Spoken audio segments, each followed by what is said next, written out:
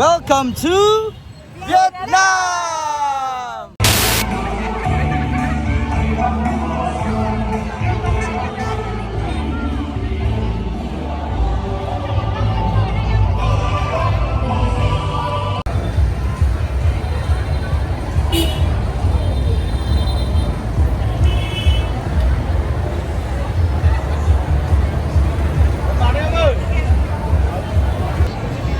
Ibang-iba yung vibe dito sa Sapa, Vietnam ngayong gabi. I'm not really sure kung ano itong lugar na ito, pero still it's in Sapa at napakaraming restaurant dito. Talaga dito pumupunta yung mga turista. Napakamakulay at malayo sa itsura kahapon doon sa Hanoi. Pero tignan nyo naman, ang gaganda ng mga restaurants. Yan. So napakamakulay at napakaliwanag. Buhay na buhay. Parang hindi mo isipin na ikaw ay nasa ibabaw ng bundok. Sika, ano tayo makakain?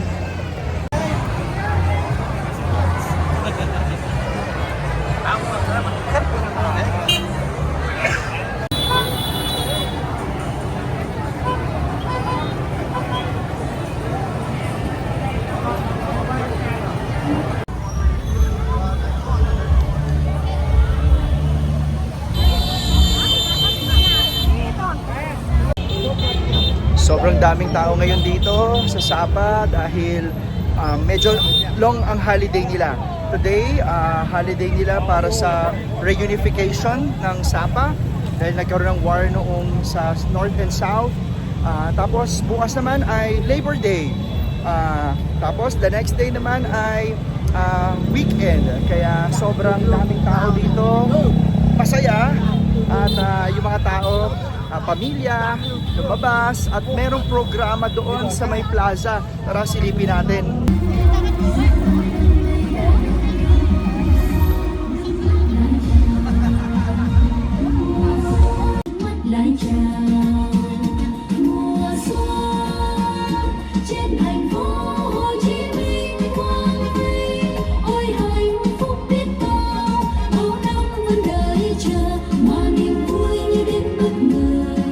Day 3, dito kami ngayon sa Fancy Pan. Isa itong sikat na atraksyon dito sa Sapa, Vietnam. So we'll see, first time ko rin, hindi ko pa alam kung ano expecting ko rito. Para ba siyang Disneyland? Hindi ko alam, pero tingnan natin kung ano ang pwede nating makita dito sa Fancy Pan. Tara!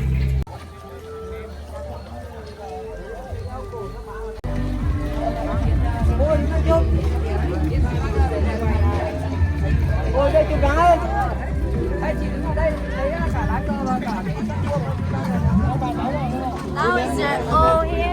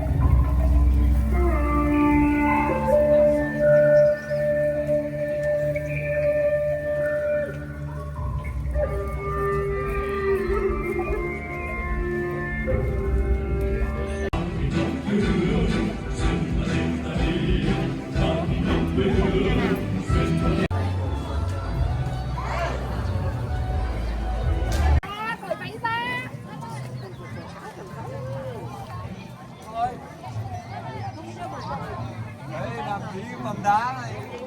Đây là mầm đá, chụp cái mầm đá này.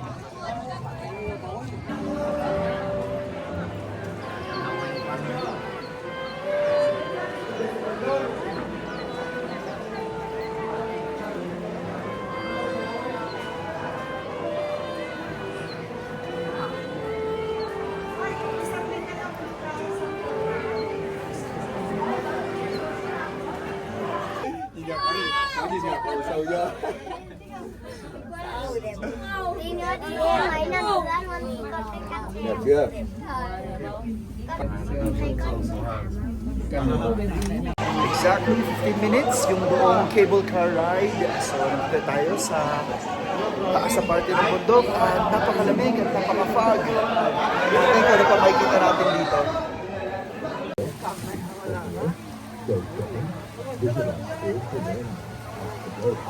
Continue your 300 meter journey to the roof of Indicon at an altitude 3,100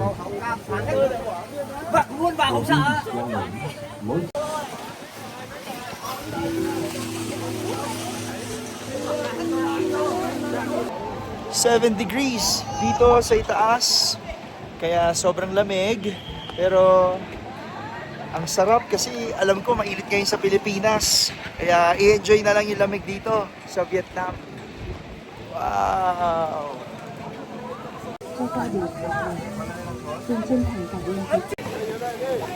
Sobrang fog at malamig dito sa itaas. Dahil sobrang mataas na rin yung lugar, medyo mahirap huminga. Pero sanay naman tayo sa malamig at kaya naman. Kaya akitin pa natin yun. Hindi ko alam kung ano makikita natin doon. Pero base sa picture kanina, mayroong parang image ng malaking Buddha. So, tingnan natin kung kaya natin. Kasi ang kalaban lang dito yung hirap paghinga. No? Dahil pataas ng pataas yung lugar. Pero tingnan natin kung ano makikita natin sa itaas. Sobrang fog.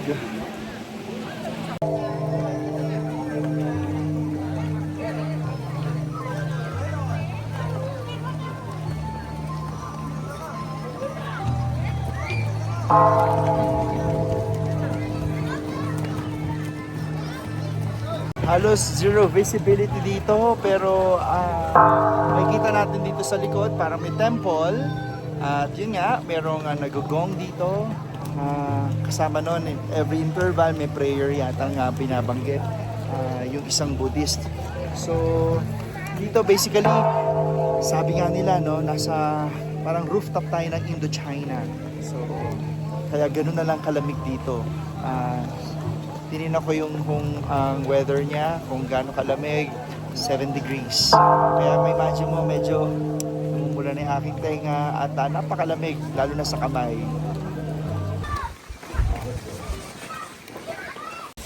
Narating natin ang peak at eto na yung image ni Buddha.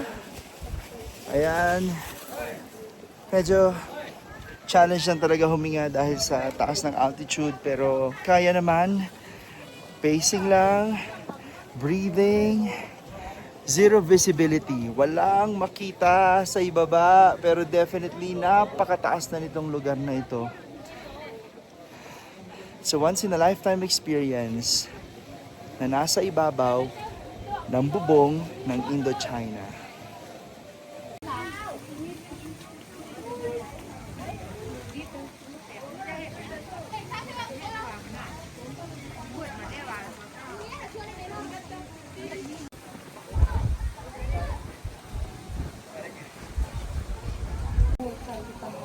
Walang makita halos. Yan, ang dinaanan namin, may mga stairs. Pero wala ka talagang makita. Napakataas at punong-puno ng fog. Halos 90 degrees almost ang pababa na stairs. Nakit natin kanina. Ngayon naman, bababa tayo ng almost 90 degrees. Napakataas. Pero sarap na experience dahil narating natin ang roof ng Indochina. So narating ko yung taas ng South Korea. Ngayon naman, Indochina.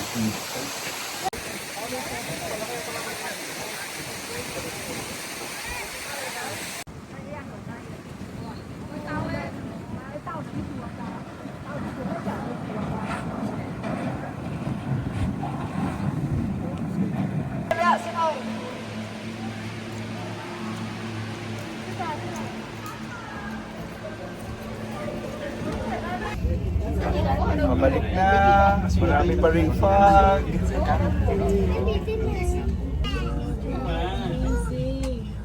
Hot dog.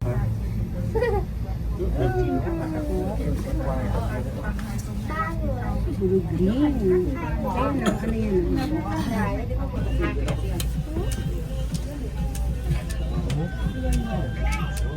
Hagdan-hagdan pala yan.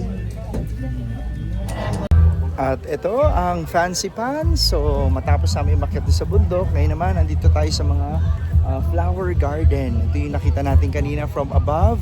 So napakaraming mga magagandang bulaklak.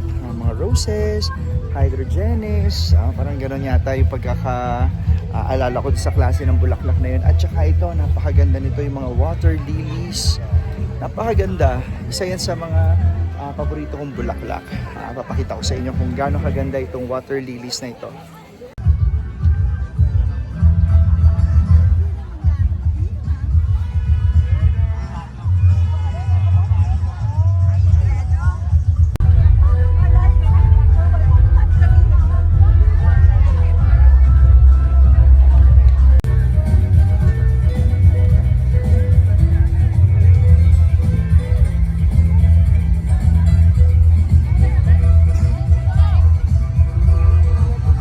Nakaka-amaze na ang lahat na mga ito ay tunay na bulaklak.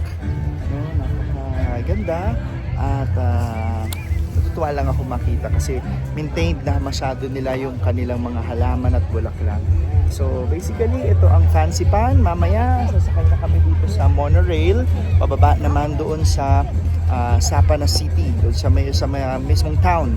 So doon try natin magkape at tikman pa yung iba't ibang nilang mga pagkain. So for now, ito ang Fancy Pan dito sa Sapa, Vietnam.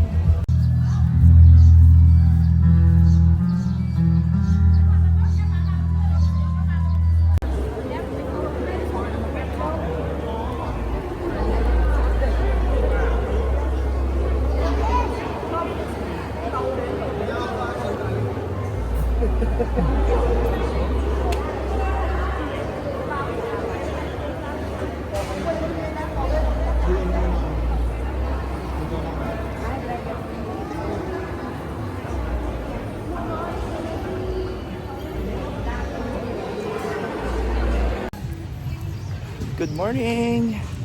This is our fourth day in Vietnam and we're back in Hanoi. Umaga ulit, so we go walking. Babot na lang dito sa tapat ng aming hotel, merong park. So libot natin kayo, 1 hour walk ulit. It's this time 7 a.m. So lakad na kayo at konting papawis. Let's go.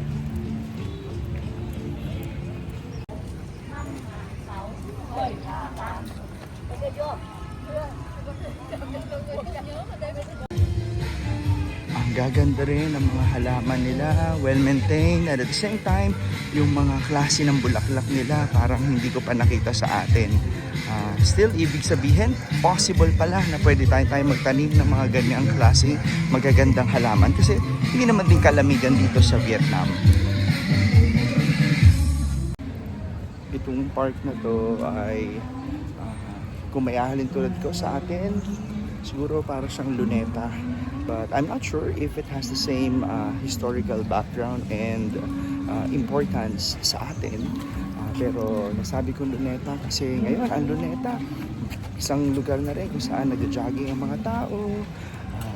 Dito doon din nagpupunta yung mga tao para mag-picnic. So ganun dito, marami nagtitinda, merong mga nagja-jogging, physical activities. So kaya naikukumpara ko siya sa luneta. Pero I think mas malaki ito sa luneta. Pero anyhow still, same park at yun ang mas maganda at kailangan natin mga tao, no? Meron tayong mga areas for recreation and areas na para man lang makagalaw at makapag-exercise.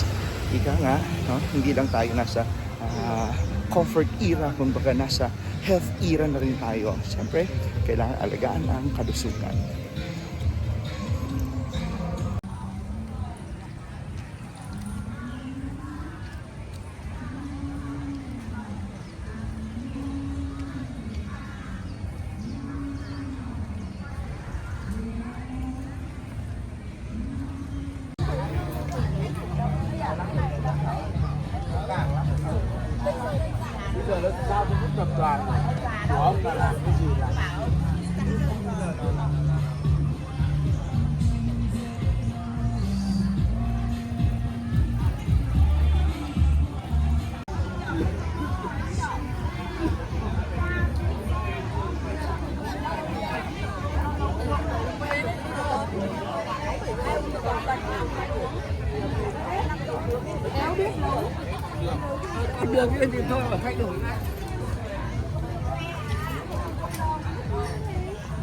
So let's try naman dito sa parang merong mini island dito. Ito naman natin subukan mag-ikot-ikot. Gaganda pa rin ng mga bulaklak.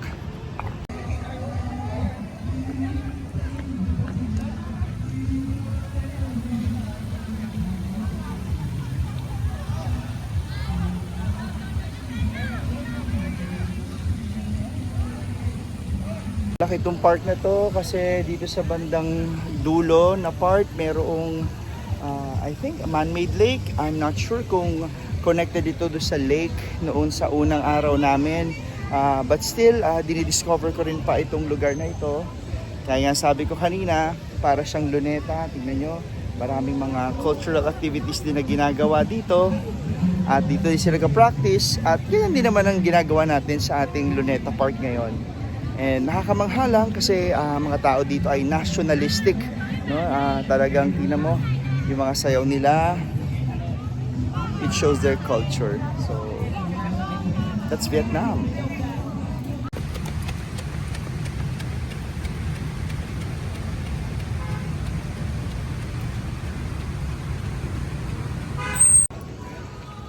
After 1 hour, now it's past 8. So, with 5 kilometers, more than 5 kilometers of walking, not bad to start the day. And pasyal din mamaya ngayon sa city of Hanoi. And that's about it. That's the morning. And mamaya kain tayo ng mga Vietnamese food. Try natin ang banh at pho at yung famous egg coffee. Bun, we put bun. We put meat together with bean sprouts, lettuce, and lettuce. Lettuce is too big. And we put sauce. Very yum.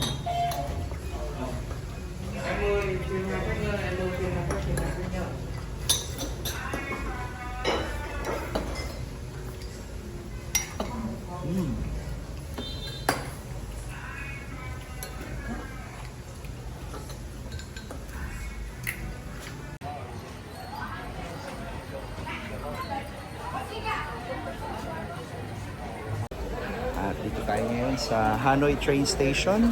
Isa tong attraction dito sa Hanoi kung saan hinihintay dumating ang tren at dadaan at magpapapicture o magpapavideo. Ganun din, kasama nito ang mga restaurants dito sa paligid. So, mamaya abangan natin in about 20 minutes dadaan ang tren. So for now, kain muna tayo and we'll see kung anong oras dadaan ang train. And that's it. Hindi ko alam kung paano yan naging tourist attraction dito dahil sa atin naman, meron din naman tayo mga release ng tren at kiniklearing nga. Hindi ito pinatitirahan pero dito, makikita nyo may mga bahay at naging tourist attraction pa. So nagkaroon ng mga kainan at lahat ng mga tao nag-aabang sa pagdating ng tren. At yan ang train street dito sa Hanoi, Vietnam. Last meal for this Vietnam trip, pho and fried spring roll. Kain na. Check-in baggage, Let's lunch, eat. uncarried.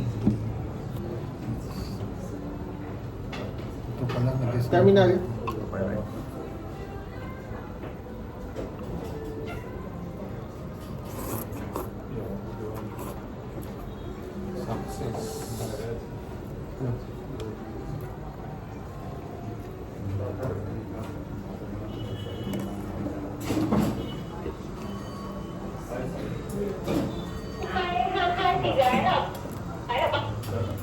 Ăn con bún chưa ơi?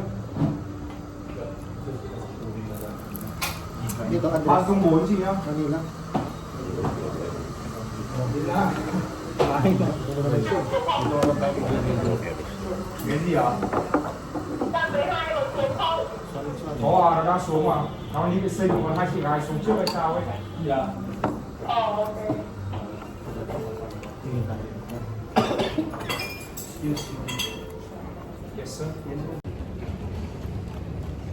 And this is the end of our trip.